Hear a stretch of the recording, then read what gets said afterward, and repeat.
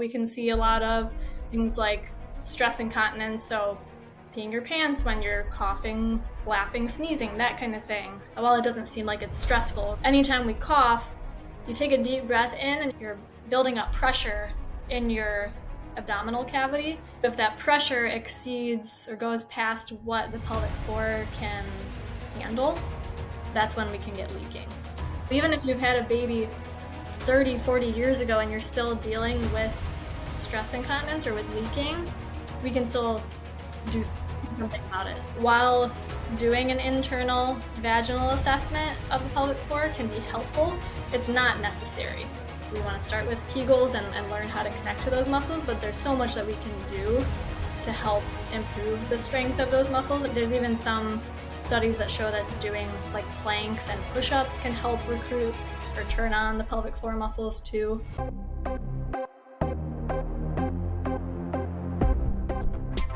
Welcome to the Superhuman Blueprint Podcast. Hello, everyone, and welcome to the Superhuman Blueprint Podcast. I am your host, Drew Griesel from Primal Wellness Coaching. Just a quick reminder, if you like our show, please hit that subscribe button, hit that like button, leave us a review, leave us a rating, leave us a comment.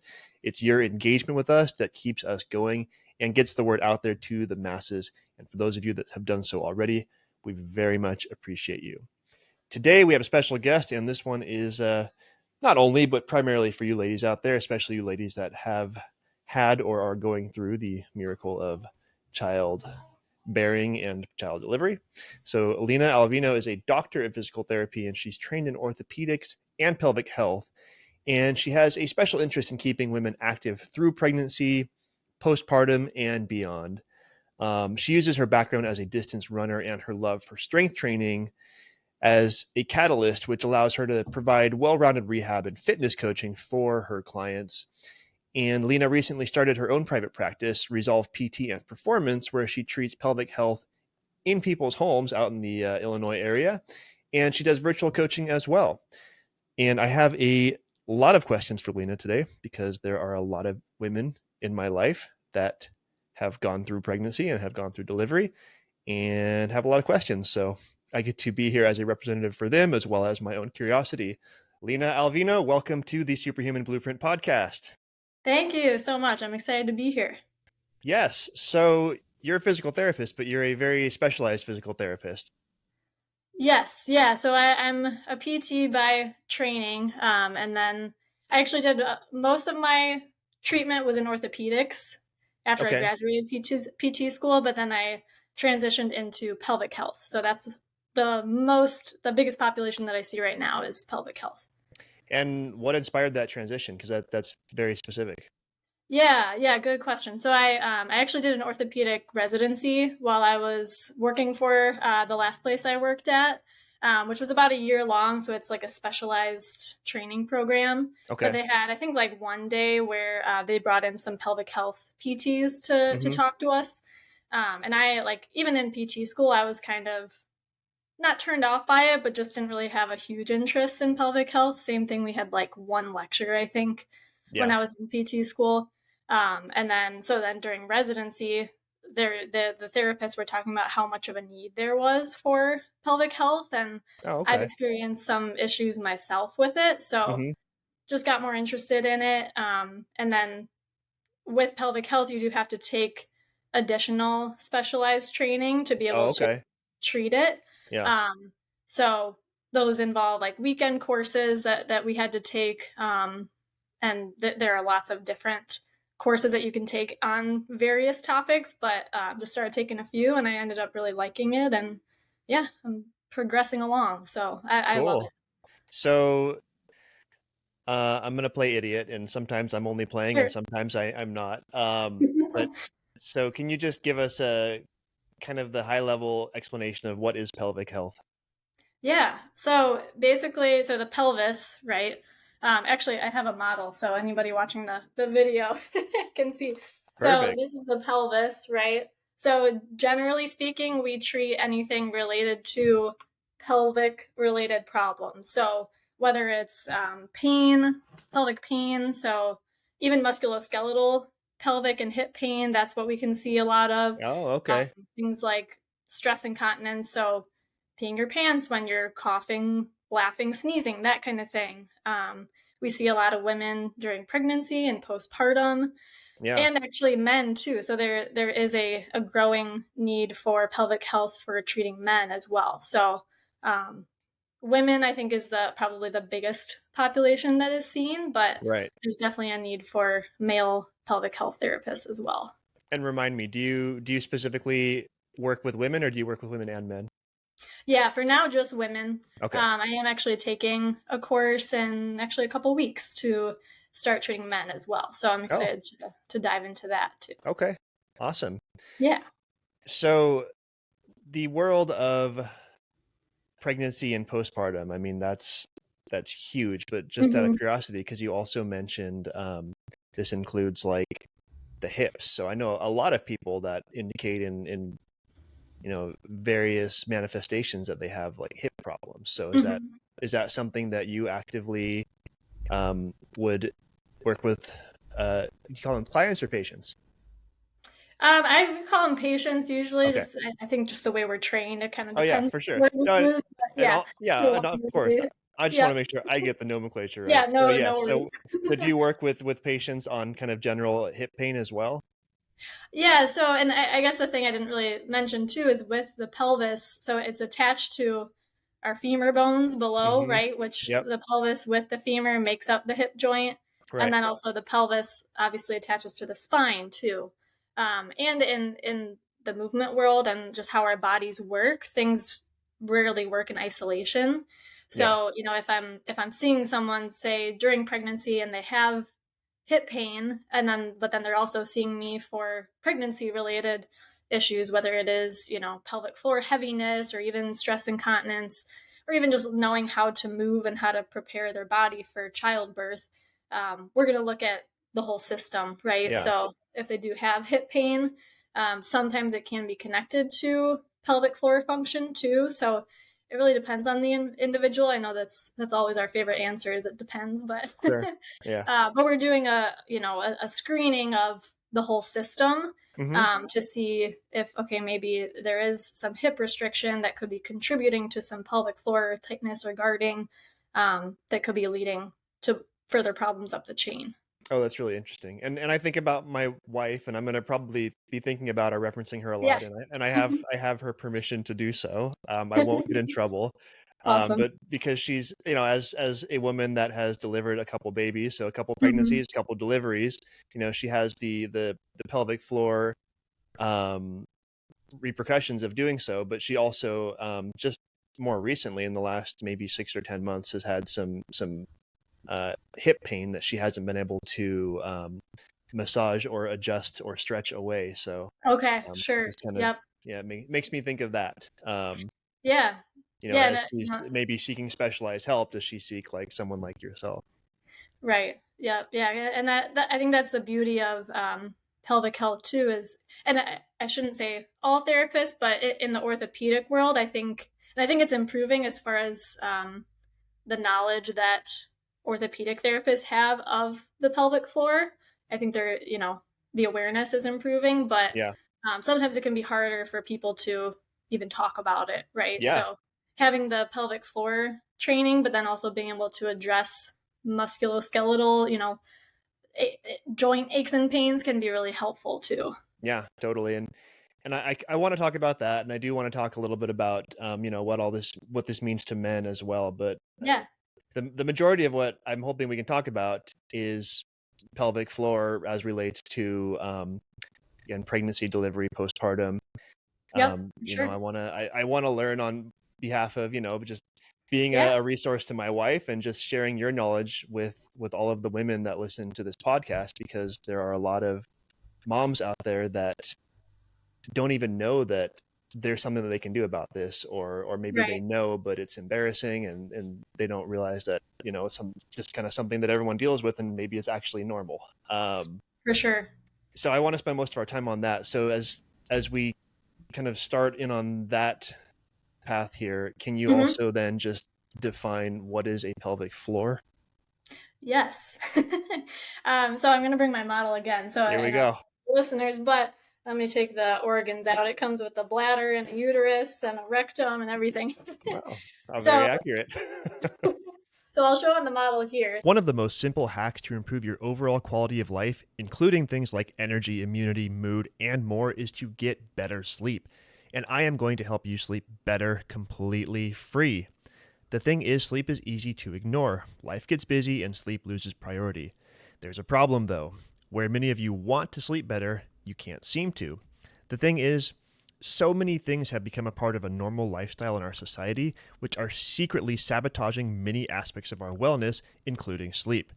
That is why I created the Hack Your Sleep program. In this program, I am going to give you a number of low to no cost, simple to implement hacks you can start doing right now to fix your sleep. By using these tips and hacks, you will fall asleep easier, stay asleep longer, and most importantly, sleep deeper, allowing your body to cycle through the many stages of sleep multiple times throughout the night. That is how recovery happens. That is how you wake up feeling rested, energized, and ready to unleash your best self. And because you're a Superhuman Blueprint podcast listener, I am going to give you access to this course completely free. Go to hackyoursleep.net and use code SUPERHUMAN at checkout. That is hackyoursleep.net, Superhuman at checkout. This will get you 100% off and on the path to getting better sleep than you've had since you were a kid. So Okay. this is the pelvis, right? And for those that are listening, so the top of the pelvis is basically the bony part of your hip that sits right next to your stomach. So the part that, if you have high-waisted jeans, the waistband goes right around that area. So that's the top part. And then the bottom goes all the way down to, so if you're sitting on a chair, the bony part of your butt where the pressure is, that's actually the bottom of your pelvis. And then underneath, so I'm going to flip it here. So between the two sit bones, we call them, or the ischial tuberosities, sits basically a hammock, or some people call it like a sling of muscles. So it's a group of muscles that helps to support our internal organs. So bladder in women, uterus, rectum, it all holds, the muscles hold everything up and support those structures. So the pelvic floor encompasses everything from behind the pubic bone down in between the two sit bones, and then actually to the tailbone as well. So the whole bottom part of the pelvis is the pelvic floor. And then, of course, it also includes the anus, the vaginal opening, the penis, and then the urethra as well. That's really interesting. And I have a fundamental understanding of what a pelvic floor or what pelvic floor muscles are, but having the visual as you've just given it is actually really helpful. So if anyone is only listening, and you're interested, definitely come back to the video version and check out this part, because it's actually kind of cool to have a 3D visual representation of what pelvic floor muscles are and where they are.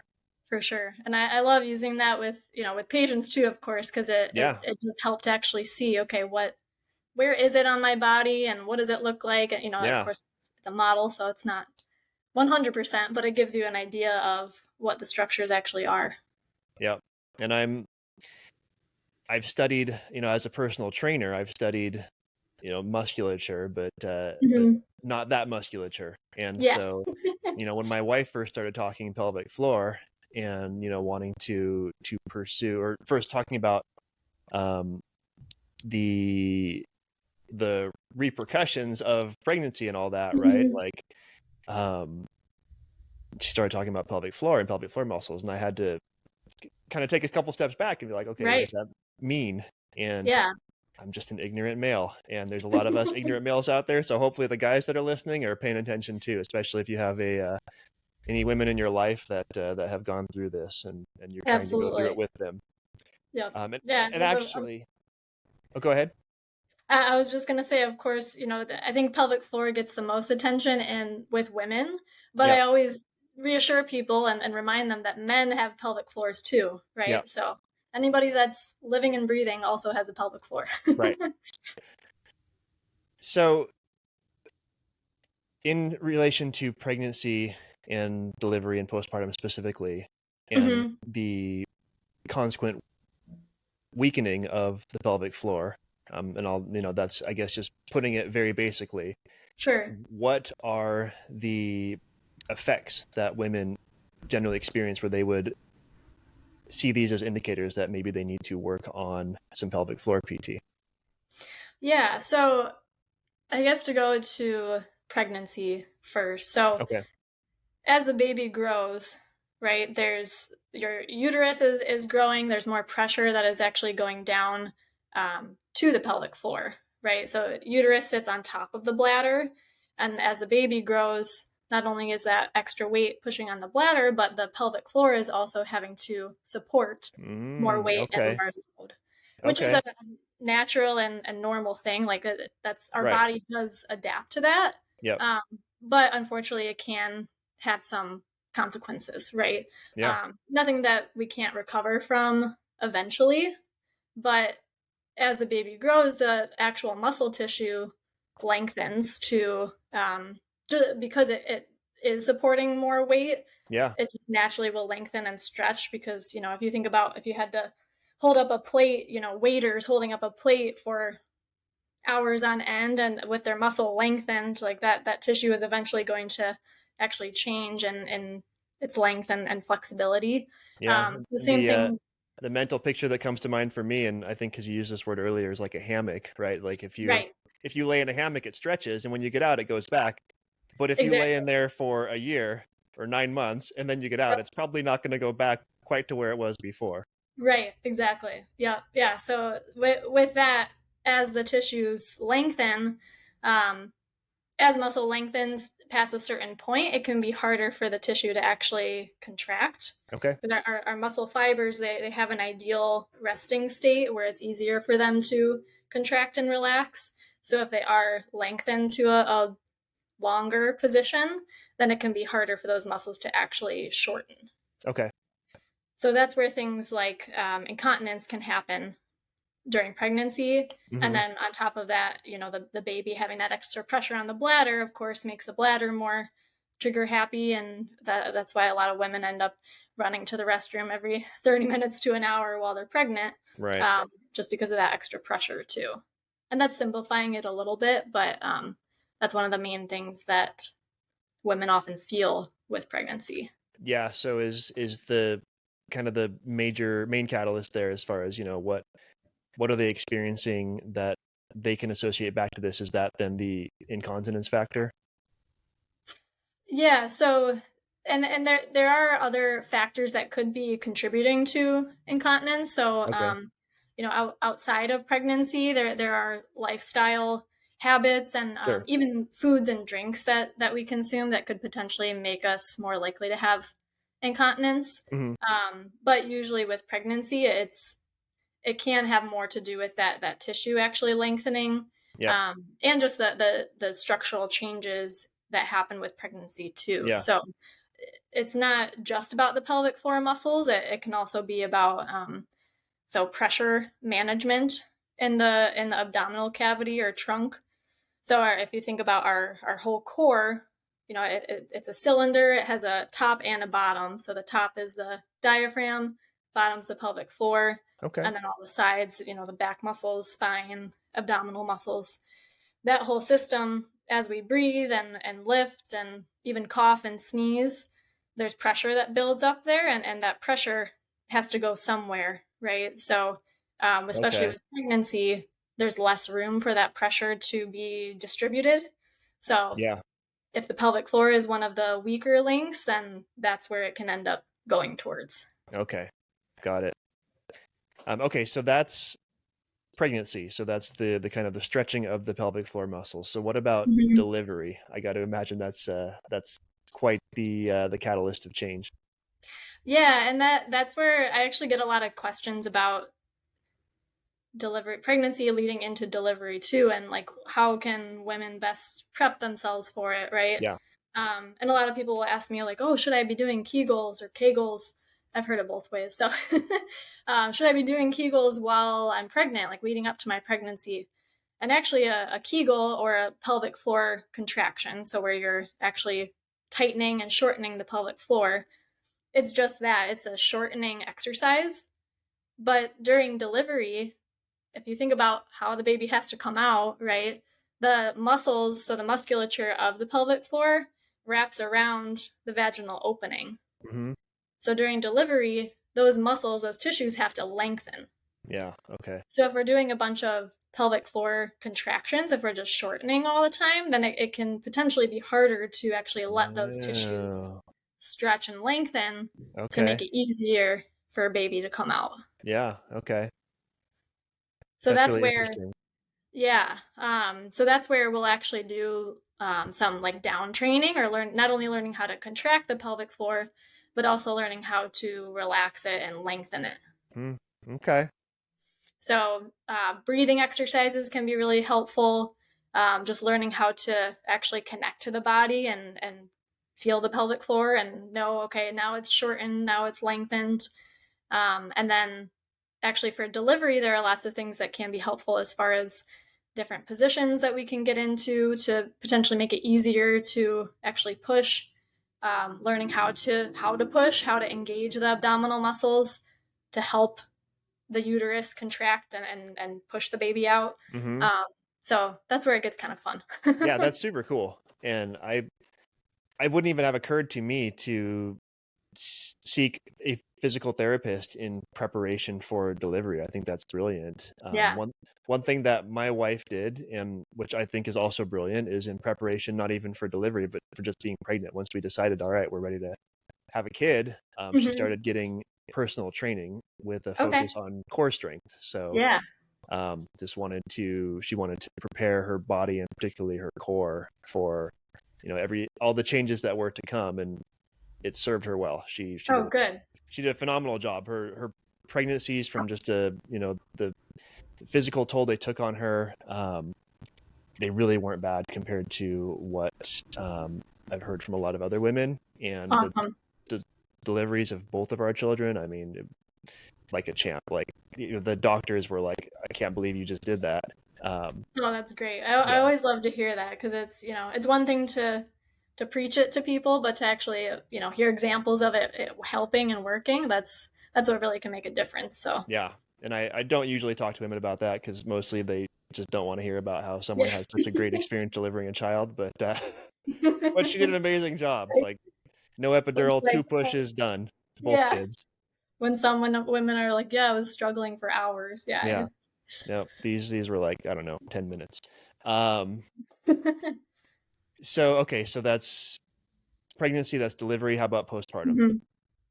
Yeah, so postpartum, I think probably the toughest period is those initial like week 0 to 6, right? Because you just delivered a human, so that's Yeah. I think sometimes even that gets simplified too much, right? Like it's a big Yeah. deal. It's yeah. Um, and I guess just to go back to pregnancy for a second and exercise is that anything that you can do exercise wise, as long as you don't have a complex pregnancy and it's cleared by your doctor, of course.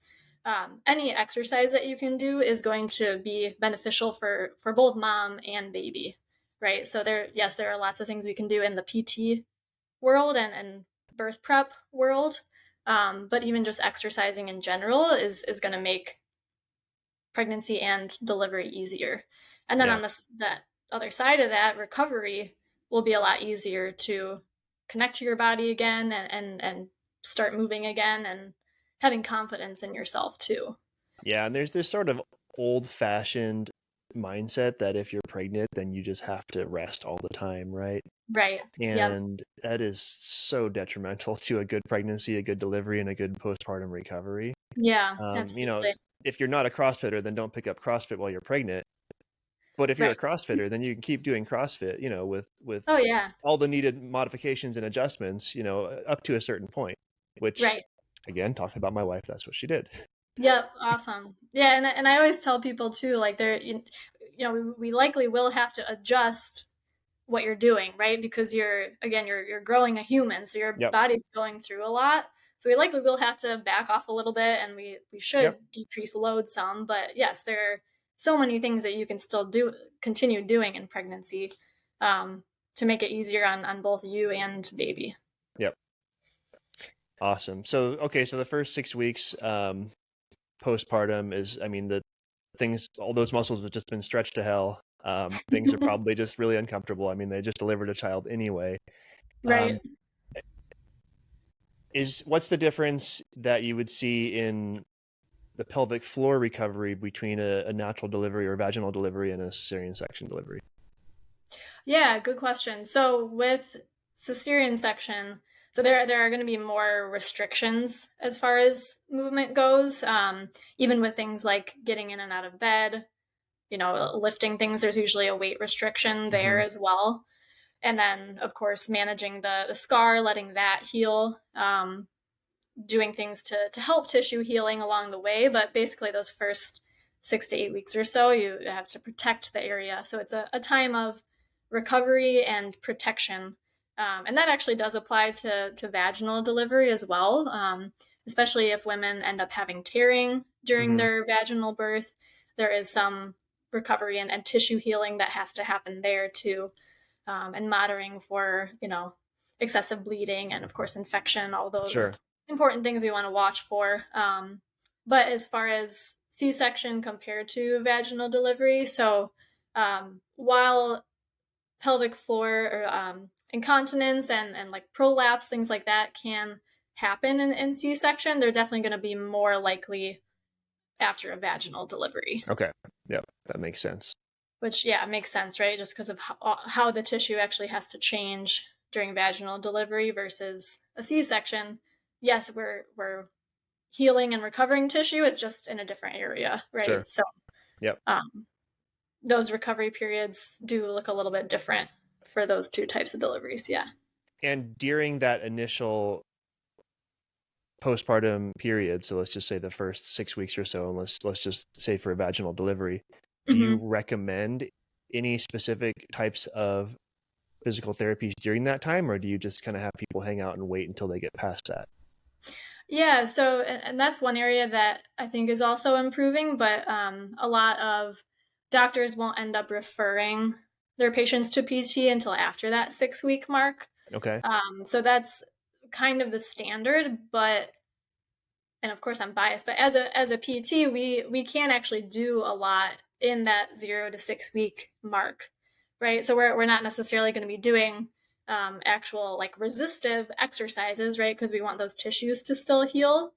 But as far as PT goes, we can work on doing some breathing, reconnecting to the core muscles, reconnecting to the pelvic floor, doing things for pain relief, learning how to even transfer in and out of bed, right? If someone gets sent home after a C-section and, maybe they were mentioned it at the hospital, but there's so much going on, right? It's hard to process everything that's happening. So even having guidance on what specific restrictions are after a C-section, that's where we can be really helpful too.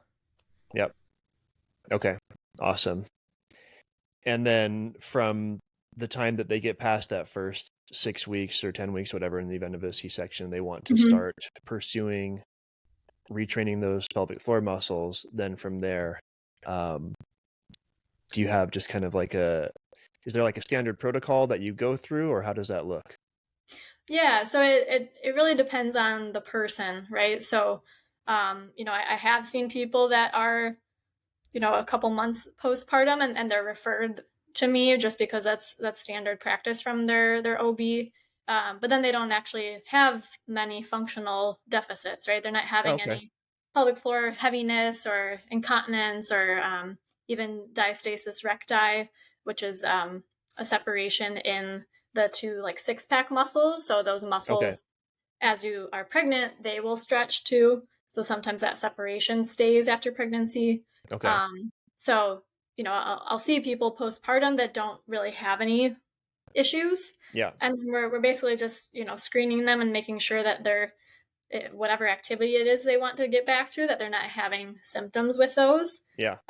And we might help with, progressing back to that. So if they're having trouble with where to start, then yes, of course, we'll help progress. But yeah, it really depends on what their symptoms are. So not everybody postpartum will have incontinence or prolapse or, it's not necessarily a checklist of everyone gets these issues. So it kind of depends on what they end up showing up for. And sorry, remind me, what is prolapse? Yeah, sorry. So, pelvic organ prolapse. So basically the pelvic organs that we talked about, so bladder, uterus, and then even the bowel, because they sit on top of the vaginal opening and the pelvic floor supports them. Sometimes with increased tissue flexibility, those organs can sit a little bit lower Okay, got it, towards got it. the vaginal opening. Okay, and Um, so, they don't move back to where they were. so yeah, so it kind of varies, right? So every the tissues in the pelvic floor are naturally flexible. So Hmm. um, the length of the tissue will change whether you're laying on your back versus standing. So even getting an idea of that, if they have symptoms laying down or sitting versus standing, that gives us an idea that okay, they are moving a little bit more with gravity. So yes, they can potentially change as far as if you're doing a pelvic floor contraction, we can actually see movement of the tissues that might be pressing against the vaginal opening. Hmm. But sometimes they don't go back to their normal or pre-pregnancy state. Okay. And that's actually not necessarily a bad thing, right? So with prolapse, there are different stages where basically it's a grade depending on where you see the tissue compared to the vaginal opening. Okay. So some people have it where they have, so a grade 1 would be that the tissue isn't visible or isn't coming up to the vaginal opening, but people might still have symptoms. Versus like a grade 4 would be there's actual tissue that's sitting outside of the vaginal opening, Hmm. and they might not have issues or symptoms either. So Oh, wow. it really does vary as far as the grades that people have and the symptoms that they have. Yeah. So what's good about pelvic floor physical therapy is that we can help the symptoms. We Hmm. might not necessarily change the level of the prolapse significantly. There are some studies that show that maybe we can change it a little bit, but we might not necessarily permanently change those tissues, but we can improve the symptoms that are associated with it. Okay. Interesting. And I know some nurses that work or have worked in geriatrics, and I've heard that with a lot of elderly women that don't have that pelvic floor strength, I think they said it's a uterus will actually come out the vaginal opening and they got to kind of put it back in. Right. Yeah. And in those cases, the more extreme ones, a lot of times they will opt for surgery, Okay. just because that can be, a hygiene and Yeah, sanitation issue sounds rather bothersome. for infection. Yeah. And it's just really uncomfortable. Right. So that's usually where they'll recommend surgery. Hmm. Um, but anything up to that point where you're not having, a ton of movement outside of the vaginal opening, Yeah. that's where things like pelvic floor therapy can help, and also a pessary, which is basically a support that you would put in vaginally to help the Hmm. organ sit up a little higher. Is I kind that of like explain a it like it's kind of, they kind of look like menstrual discs okay? almost. So you insert it vaginally, and then it sits right at the top of the vagina, and it kind of, I almost describe it as like a sports bra for the pelvic organ. So it's just an Okay. extra support to help keep everything up a little bit. That is an analogy that works. Yep. Okay. And is that just like that doesn't sound like it actually contributes to like any actual like permanent recovery from that condition. It's just something to kind of manage it then, right? Right. Okay. Yeah. So pessaries can be helpful for symptom management, but Yeah. then, yeah, we do want to learn how to connect to the pelvic floor, strengthen it if it needs to be strengthened, and learn how to manage pressures and breathing, Okay. bracing, those kinds of things too. So if you're going to tell someone to connect to their pelvic floor, like how do you describe that? How do you talk someone through like finding their pelvic floor muscles? Yeah, I love that. So one cue I like to use, especially if it's so I should say too that in pelvic floor therapy we can do a vaginal exam to assess the pelvic floor and Hmm. help to learn how to contract the pelvic floor and relax it. Yep. But if I'm just giving a general description of how to actually feel it, I like to have people take a towel and roll up a towel, and then sitting on a chair, stick the towel in between your sit bones. So the towel is actually up against your pelvic floor, so right behind the pubic bone. Okay. And then you'll feel that pressure there. So that's your pelvic floor, right? So in order to contract it, you want to try to lift and contract away from the towel. And then to relax it, try to drop and let the pelvic floor relax or release into the towel. Oh, okay. Because Interesting. it is, yeah, when it contracts, it is a upward, like towards your head movement, and then when it relaxes, it moves down towards your feet or towards your tailbone. Okay. A bunch of people are getting up to grab their towels right now. Yep, that's what I was hoping for. And I assume that applies for both men and women then. Yes. Yep. Okay. Cool. Yep. Yeah, and I in preparation for this conversation, you know, I've spoken to a few moms that are close to me in my life, and one of them has been to a physical therapist that did, you know, insert her fingers or show my wife how to do it, and you know, kind of feel the pelvic floor muscles in that way. And then another one did kind of a virtual consultation where, you know, they had to kind of just talk through everything and Right. work through it in that way without the actual kind of complementary physical cues. Yeah, and that it can be tricky, right?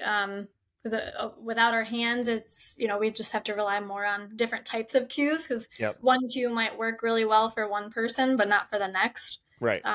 And I always do remind people too that while doing an internal vaginal assessment of the pelvic floor can be helpful, it's not necessary. So there's a lot of things that we can do without even needing to do an internal exam. So we can actually assess the pelvic floor externally too, or, you know, over clothes or underwear. So we don't always have to do it vaginally, or for men, rectally. Okay. Yeah, I suspect that there's a lot of hesitation in seeking help just because of the potential for discomfort or embarrassment. Right. Yeah, because it, you know, it's a private area, right? Pun intended. So it can definitely be difficult to talk about, and even to have somebody up in your business there, right? Yeah. Somebody, well, I think a lot of men would rather suffer and die than talk to anyone about this or get treated, right? which is unfortunate, but it's the way it is. Yeah. And I think that's changing too. That's, you know, there's more awareness as far as men seeking pelvic floor help too. So yeah, I'm optimistic about it. Nice. I love that. Well, I did, again, reach out to a lot of the moms that are close to me in my life and kind of just put out a message more broadly on social media, kind of seeking questions for you. And no surprise, most women don't want to talk to me about this, but I did get some questions. So if you don't mind, I'm just going to start firing some questions at you. Yeah, of course. Cool. All right. And this is kind of general, and I think you're going to say it depends on the person, but I'm just going to ask a question anyway. So what is the most effective way to strengthen the pelvic floor? Because there's a lot of misconceptions on how to do Kegels properly. Yeah, I like that question. So I think one of the things that I, especially on social media, tried to get across is that, yes, a Kegel is a good place to start for strengthening and connecting to the pelvic floor. But there are also a lot of movements and exercises we can do to indirectly strengthen the pelvic floor. So yeah, and actually, I follow you on social media, and you do it. So I'm just going to give you a shout out. Anyone that's listening, go follow Lina on social media, because she does some great short form videos where she just goes through really basic exercise movements that will help you with your pelvic floor strength. I mean, you could make a whole workout just with those exercises, and it would be an awesome workout. And apparently, you're strengthening your pelvic floor in the process. Sorry, I interrupted you. Continue. Thank you for that. Yeah. So there's actually, I was just reading this study about how so strengthening one of the muscles in the hip, or basically the muscles that help to rotate your hip or externally rotate it. There's actually a connection anatomically to some of the pelvic floor muscles. Oh, okay. So by strengthening the hip, the theory is that it will indirectly recruit those muscles without even you having to think about it, right? Because our pelvic floor muscles are actually postural muscles too. So yes, they contract to help keep pee and poop in, right, when we want to keep it in, and they relax when we want to get it out. Yep. But they also are involved in helping support our pelvis, and especially when we're standing on one leg, when we're walking, when we're running, those muscles are engaged without us even realizing it. Mm-hmm. So we can theoretically work on strengthening the pelvic floor by working on single leg hip strengthening. There's even some studies that show that doing like planks and push-ups can help recruit or turn on the pelvic floor muscles too. Wow. So that's why I really like this setting or this population, because yes, we want to start with Kegels and learn how to connect to those muscles, but there's so much that we can do to help improve the strength of those muscles and just learn how to better improve their function. Yeah. So just out of curiosity, since you mentioned in your bio that you leverage fitness, which you're talking about kind of fitness movements right now, do you actually like create like pelvic floor strengthening workouts for your patients? Yeah, so I do. So I love working with the athletic population, whether it's people that, just want to go to the gym and work out a couple days a week, and runners. I'm a runner myself. And that's actually where I started with my own pelvic floor issues, is I've had stress incontinence or leaking when I run. Okay. So while I never will tell someone to try to contract their pelvic floor while they're running, because that's just, not only is it really hard to do, but I'm not sure that it works very well. We want to build up strength in the pelvic floor through doing running like exercises. So things like squats, deadlifts, single leg strength. But then we can also tweak things as far as the movement goes with running or with jump roping, double unders, even pull-ups. We can tweak things with those movements to try to help the pelvic floor muscles function better. That's so cool. I love the interconnectivity of everything with the human body. Yep. Yeah, it's pretty amazing. And because if somebody's coming in, that is, say, 6 months or 9 months postpartum, and they did CrossFit before they were pregnant, and now they want to get back to that, but they're they're still leaking when they do a body weight squat, right? Yeah. We want to actually get them up and work on that squatting movement, because that's what's going to help them get to their goals versus just staying on a table and doing Kegels. Yeah. Awesome.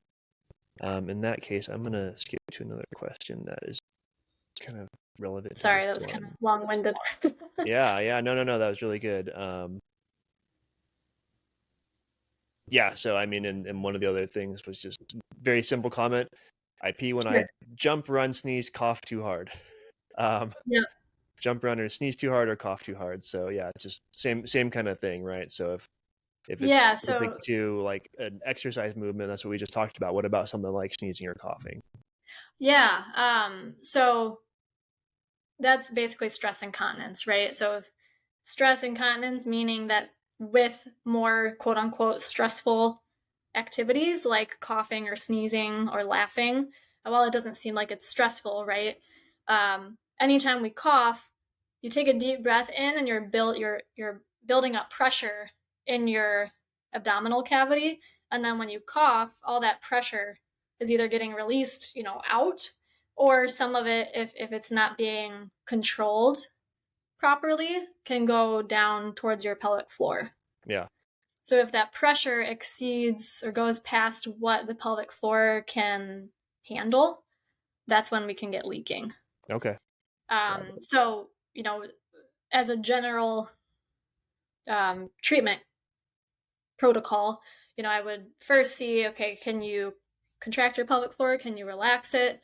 And then we want to work on doing things like pressure management. So learning how to better distribute the pressure in the abdominal cavity so that not all that pressure is going down towards the pelvic floor. Yeah. Cool. There is a way. Yes. And that is something that can definitely be helped with rehab, with pelvic floor rehab. So. Yeah. And then on that note, next question, postpartum, how long does it typically take for women to strengthen their pelvic floor? And I imagine there isn't a typical But let's just say someone had a pretty normal vaginal birth, Hmm. relatively normal, average body, and as Sure. far as like their strength and musculature, and let's say they're working with you and they're consistent and they do the things that you're asking them to do. Like, Hmm. do you have a general length of time that you would normally be seeing someone like that? Yeah. So first, so being able to connect the brain back to the pelvic floor postpartum, I think is probably the most challenging thing. Okay. So I'm trying to think of a good analogy, but basically, so after any kind of surgery, right? After, say, you tear your ACL and you have surgery, and afterwards your muscles have been affected because of the nerve block and just everything that had to happen to your body. Hmm. Your brain has a harder time actually contracting or turning on those muscles. Okay. Yeah, same kind of thing goes for the pelvic floor, right? So after all those tissue changes, and if you did have tearing, but let's assume not, since we're talking about maybe a simpler case, Hmm. we still want to learn how to actually connect to the pelvic floor, and it's hard to say exact timeline. That can take a few weeks, but then if we're actually talking about hypertrophy and strengthening the muscles, just like any other muscle in your body, it's going to take a range of 6 to 8 weeks to get that initial improvement in strength Okay. down. Yep. So Yeah, 6 to 8 weeks to really notice that you've made some improvement, and then right, from there it's kind of whatever you put into it, I assume. right, right. Okay. Yep. And do you find that, this is my question, for folks Hmm. that kind of go through the process and get to where they want to be, Hmm. do they have to continue to focus on it, or is there a point where it just kind of goes back to where they don't have to continue to put attention on this? Yeah, that's a good question too. So, with let's say, so if someone's coming to me postpartum and they have stress incontinence, I always tell people that initially we're going to have to think about this stuff a lot and learn how to coordinate our muscles again and make our brain talk to our body again. But eventually it should become automatic. Okay. So while we still want to continue working on strengthening and cardio just for general health and fitness and well-being, we don't necessarily have to focus on, okay, I'm still doing my Kegels regularly Yeah. if you don't have any symptoms anymore. Got it. So while that recovery period, that recovery can be complete to be able to resolve symptoms totally, Yeah. it's still, flare ups still can happen, so that's where we might want to revisit things and take a couple steps back. Got it. Okay. Here's one for you. This is more psychological than physical. Hmm. For moms, it's easy to not make this pelvic floor focus a priority amongst all the other things grabbing their attention Yeah. as a mom. Um, how do you get your clients that you're working with to actually like do the work and prioritize it? Yeah, that's a hard thing, right? And I don't have kids, so I've never gone through the pregnancy and postpartum recovery, so I Hmm.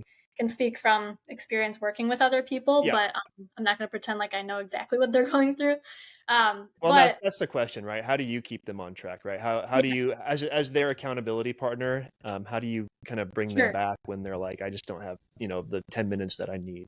sure, yeah, and that's where I try to focus on, or help them focus on, okay, what can I do, Hmm. right? If you're, if you wake up and make coffee, right? Can you do 10 push-ups or 10 wall push-ups while you're waiting for the coffee to be done? While you're brushing your teeth, can you drop down into a squat to help relax your pelvic Okay. floor and stretch your hip, right? Like working in little bits of movement throughout Yeah. the day, Yeah. even if it's a couple minutes, that can go a long way and adds up over time Hmm. versus sometimes the intimidation of, oh, I have to set out a 45 minute chunk when I have two small kids running around and now a newborn, and Yeah. um, focus on what you can do Yeah. and give yourself grace too, and patience as well. Coincidentally, I just put up a social media post a couple days ago about, a 10-minute workout I did where it was 15 minutes from the time that I started my workout to the time I got out of the shower. And Yep, I And saw that. I put in there that, hey, saying you don't have time to work out is an excuse not to work out. And I got a lot of hate from the people of Yeah. the internet for calling for that call out, but I stand by it. Yeah, yeah, and I mean, it's hard, right? But yeah, even if you have a couple minutes, right? Even, Yeah. 10, 15, a couple days a week, like that's still gonna get you moving and start to build that habit. So if you're successful with those few bouts of movement, then it's easier to stick with it and build it up more gradually. For clients of mine that I'm working with on fitness, if they're not already fit, if they don't have an exercise routine in place, I focus on kind of whole body wellness, not specifically on fitness. Sure. Fitness is a part of it, but it's not the whole thing. Mm-hmm. And I start with, what we call exercise snacks, right? A few Yeah. times Yep. a day, you're going to do 5 squats. Right. Guess what? By the end of the day, you did 15 squats. That's 15 more than you did yesterday. Right. Yep. I love that. So We call them movement snacks in the PT world, but yeah, same principle. Yeah. Yep. I love Yep. it. It's not it makes it a lot less intimidating. Exactly. Yeah, it's just a snack. I can do that. Yeah. And I don't think that there's a magic pill here, but the other question is, what's the fastest, easiest, and most convenient way to make progress on pelvic floor strengthening? Oh, yeah. I wish there was some kind of, magic exercise or magic habit that we could all do to make everything easier. But yeah, unfortunately, it does take time and it takes consistency. And I'm here, and I'm sure you experience this too. We're here to be guides and to show you what can be helpful.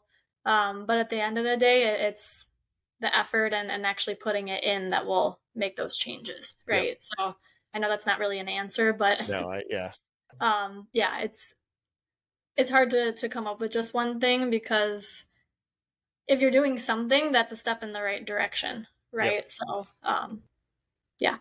Perfect. This one, most women don't even know how to feel isolate the pelvic floor, so we already talked about that. Mm-hmm. How do you know if your clients are making progress?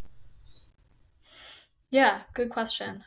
So again, it does come down to the individual, right? So, and this, I think, has been talked about a little bit on social media, where some people are totally okay with peeing their pants a little bit when they do a max deadlift, right? And if they're okay with leaking some, then I'm not going to say, okay, you have to keep coming to see me until you're not leaking anymore. Right. So it's not a thing where we have to completely resolve it, because like if we compare it to pain, right? If I have shoulder pain when I do overhead presses occasionally, but it doesn't affect my workout, I'm still able to do it. Like I'm still going to push through it, because as a PT that helps to know, but pain isn't necessarily going to make things worse, right? So the symptoms that they're experiencing, if they're still having them, it's not necessarily making anything worse. It's more a matter of what's important to you to improve, and have you been able to accomplish your goals, and go to the workout without fear of peeing your pants. Like, then if you're still having that fear, then yeah, we're going to keep working at it. Okay. But it does depend on the person and where they want to get to. Yep. Okay. And then one here, I was given DIY Kegel exercises by a pelvic floor PT. I don't know if I'm doing them right. How do you know if you're doing your Kegels right? Yeah. So this can be difficult too, right? So practicing different cues with a Kegel can be helpful, but of course it can be hard to know if you're not being checked or not being assessed. But actually, an easy way to check on yourself is if you're comfortable with it. And just a disclaimer, I am a firm believer that everybody should know what their pelvic floor looks like, right? Like as women, we often don't really know what it even looks like down there, right? Okay. So take a mirror or use your phone camera and flip it so it's facing you, and actually look down there, right? So laying on your back, knees bent, legs separated, use a mirror and actually observe what you see first. And then as you try to do a pelvic floor contraction, you'll actually see, so right behind the vaginal opening, there's tissue, and you should see that tissue moving. So if you have a mirror, it's moving away from you. So as you squeeze, that tissue will actually move away from you. Wow. So you can visually see your contraction. Yeah. Oh, yeah. So that's cool. one thing we actually look at in a pelvic floor assessment is the movement of the perineum. So that's what that tissue is called. Or the perineal body is right below the vaginal opening. So it's just a spot of skin, basically, that you can see pulling up toward your head when you contract. And then when you relax, it'll move down. Okay. Yeah. So, yep. So as you contract, the perineum or the tissue will move up towards your head, and then as you relax, it moves down.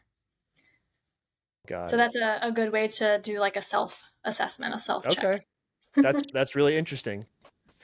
Yep. And I'm assuming that would apply for men as well. Right. Yeah. Cool. Yep. Same thing. And I'm, again, an ignorant male, but it's just kind of occurring to me right now since we're using the word a lot, but contractions during delivery, is that contraction of the pelvic floor muscles? Contractions during delivery? So when they say like, I'm having contractions, like what is I see. Yeah, so that's actually the uterus. The uterus. Oh, okay. Got it. Uterus. And those are involuntary contractions. Right. Whereas the pelvic floor muscles are a voluntary muscle group, so we can consciously contract and relax. But good question. The human body, and especially the female human body, is such a spectacular thing. And I only understand really like this much of it. Yeah. Yeah, it's crazy because, during delivery, the body is basically trying to get the baby out, right? So the uterus is squeezing to try to push the baby out, essentially. Yep. So it's like, all right, we're ready. Yep. I am the uterus and I'm in charge and we are done. Exactly. And kind of a little backstory for myself. And my first understanding of pelvic floor strength as an issue for anyone was, so I've been teaching self-defense for many years and teaching fitness for a handful of years. And I was running a self-defense class for a couple of women. One of them was maybe 10 years postpartum, and the other was maybe, 20 years postpartum or so. And classes start with a small workout just to get the body warm so that we don't sustain any injury while we're doing the self-defense stuff. And I said, all right, we're going to jump rope. And the women kind of stood there and looked uncomfortable. And then one of them was like, she's like, no, you gotta give us more notice if you want to have us jump. I'm like, okay, I have no idea what that's all about, but okay, no worries. We're going to do something else. No big deal. And then I mentioned it to my wife. I'm like, it was weird. They didn't want to jump rope. And she's like, okay, let me tell you about delivery and all of this. This might be why. Yeah. And she's like, oh, it's because women that have had babies pee when they jump. I'm like, you pee when you jump? Yes, I do. I'm like, I had no idea. So it's this thing. So, ladies, it's okay to talk about it. Don't be shy. It's a normal thing apparently. And us and men like myself, like I wish I'd known that because, after that, I saved myself the embarrassment of asking women to do things they didn't want to do and saved them the embarrassment of either saying no and having to like possibly explain that or the embarrassment of having to pee themselves. Right. Yeah, and it can be a huge social thing too, right? Where clearly they want to avoid certain things that might cause them to leak. Yeah. I do just want to give a PSA that yes, while it's common, doesn't mean that it's normal, right? So even if you've had a baby 30, 40 years ago and you're still dealing with stress incontinence or with leaking, we can still I was going to ask you that. Something about it. Like I'm sure there's an ideal window, but if it is 30, 40 years, you can still fix that, huh? Oh yeah, absolutely. Cool. Yep. Yeah, and it's unfortunate that, and I think the awareness is improving, so that will help. But it's unfortunate that I have seen so many women that are in their 50s, 60s, 70s that, Yeah. oh yeah, I pee my pants, but that's just being a woman. That's Yeah. just part of the Decade process. So decades of that being their normal. right, yeah, and I'm like, no, we can change that. Yeah. Nice. Okay, I have two more things I want to talk about. So first one Yeah. is men. So Hmm. aside from just for the unknown reasons of having weaker pelvic floor muscles, what are some things, I guess, physically that men would go through that would cause them to have a weakening of their pelvic floor muscles? Yeah, good question. So I think the one of the biggest populations is men after they've had a prostate removal. Oh, So okay. because of where the prostate is located, the surgery actually will affect the pelvic floor muscles. So Hmm. doing some retraining of those muscles and same principles, right? Learning how to connect to them. Yeah. Um, and men might even have stress incontinence too related to that. So Okay. same kind of principles go. It's just we're applying it to a slightly different anatomy, but the pelvic floor muscles are the same in men and women. So Yeah. yeah. Interesting. And what else? I mean, is there anything else, or is that kind of like the main thing that men would go through from like a physical perspective? Yeah, from a weakening perspective, I would say that's the biggest area. But then men, just like women, they can experience pelvic pain too. So especially when talking about sexual function, so Hmm. the pelvic floor muscles are involved in sexual function as well. So Yeah. when we have an orgasm, the pelvic floor muscles are actually contracting. So Okay. some people end up actually having pain Mm. so women potentially with penetration and or with orgasm, and then men, same thing, depending on sexuality too, Hmm. pain with penetration or pain with orgasm as well. And actually, that was my next topic, because you had mentioned when we first met that this can tie into sexual health. So I was curious Hmm. what that tie-in is. Yeah, and with and women, because that's the population I've treated more Hmm. of, so I'm just more aware of how it Yeah. affects them. But so there are different types of pain that can happen with intercourse. So Okay. some women, and not just with intercourse, some women will have pain with even just putting in a tampon, or with the speculum during a vaginal exam when they're going to the gynecologist. Okay. Um, so there can be sensitivity around just the vaginal opening. So just Okay. from the outside, that can be painful. And then with penetration, so actually going into the vagina, and where the muscles actually have to stretch a little bit, that's where sometimes people can have pain as well. So can you do PT for that? Hmm. Wow. Yeah, and it's actually one of my favorite populations to treat because of how much it can affect people, right? Yeah. So if like I've had patients that haven't been able to have intercourse for years because they've had this problem, and Yeah. they're ashamed and embarrassed and frustrated, and they can't connect to their partner because they feel like they're broken, right? Hmm. um, and in order to get to that step of penetration, if that's something that they want to achieve, there are lots of things that we can do to lead up to that. So it's not just, okay, we're just going to stretch the pelvic floor muscles and you'll be fine, right? Right. There is often a lot of times there can be a psychosocial component Oh, too. I'm sure, Um, if years of yeah, dealing with something so emotional. right. Yep. Yeah, and our pelvic floor, just like any part of our body, but it's so connected to our nervous system. So if we're in that state of like fight or flight, right, that protective state, and we're constantly thinking, okay, if I'm thinking about sex, like my pelvic floor is already starting to hurt, Mm. right, or I'm already Yeah. starting to guard, and that just makes it even harder to achieve. So Yeah. there can be layers to it, but yeah, it's definitely something that we can help with. And is that something where, if someone experiencing this, they can just reach out to a pelvic floor PT and expect that they would be able to help them with that? Yeah, for the most part, that's part of our like baseline courses is dealing with pelvic pain. So as long as they're trained in pelvic floor PT or pelvic floor OT, occupational therapists treat Hmm. pelvic floor health as well. Interesting. Um, then most of us are able to treat that. Yeah. Okay. Hmm. Awesome. And so I know you do you do work with patients locally in Illinois. Yep. Which part of Illinois are you in? I'm in the Chicago area, so I'm Okay, like 30 minutes outside of Chicago. Yeah, close to got it. O'Hare. Most people Okay, know O'Hare, so. I know O'Hare. They've got the Yep. dinosaur. Yes. For some reason, every time I land there, I end up right next to that dinosaur.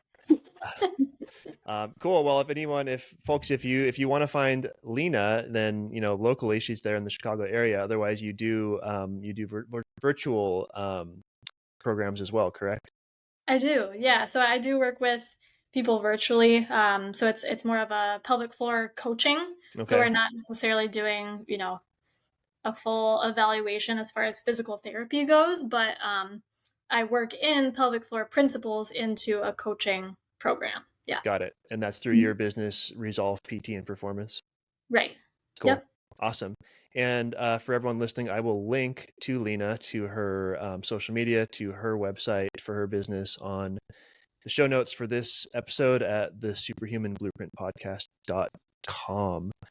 Lina, this has been a extremely enlightening and surprisingly fun conversation. Good. I'm glad. I love the human body, and I love that, all the things that it can do, and all the things that, it gets put through, and all the things that we can do to kind of reverse the damage that we do to it just by living life. Absolutely. Yep. Glad to help. I'm glad it was fun for you too. I love talking about it, but I'm a little biased, so. Yeah, I'm sure you are. And this is, the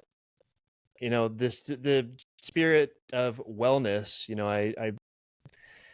I want to talk everything human body, right? Mhm. My specific background and training, okay, started in martial arts and then fitness, but then I realized like fitness, people generally do fitness because they want to achieve some sort of like body composition results. Okay, well, Right. there's 100 different things that tie into whether or not you can achieve body composition that have nothing to do with fitness. Yeah. And then I've just gone down the rabbit hole, and then like learning about things like pelvic floor muscles and Yeah. all of these things that are like, they're just a small part of the workings of the human body, but then they can be so significant to a certain population.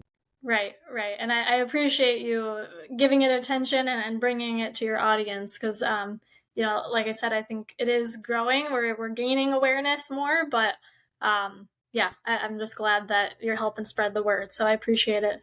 Yep. And like I said, everyone go follow Lina on social media because you will get free tips on different things that you can do, and know that there are opportunities out there just to do basic exercise movements that will help you on this journey. Yep. Awesome. Awesome. Well, Lina, thank you so much for the chat. It's been a pleasure. Thank you. I enjoyed it. You as well. All right. Take care. You too.